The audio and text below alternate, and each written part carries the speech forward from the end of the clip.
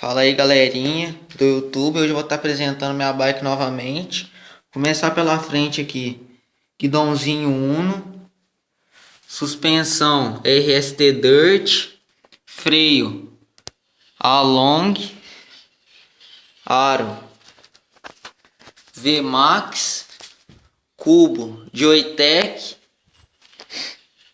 manete Shimano, o outro também, caixa de direção Gills, mesa Raiwan, espaçador GTS, um quadro modelo 2013 FRX HI, canote não tem marca, banco WG Sports,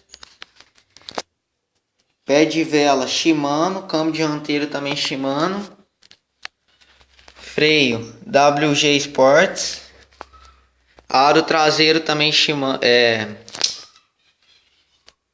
aro traseiro VMAX, cubinho não tem marca, catraca WG Sports,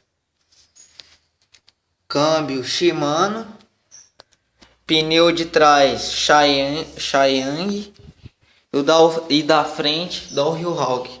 Se gostou do vídeo, compartilha com os amigos e se inscreva no canal.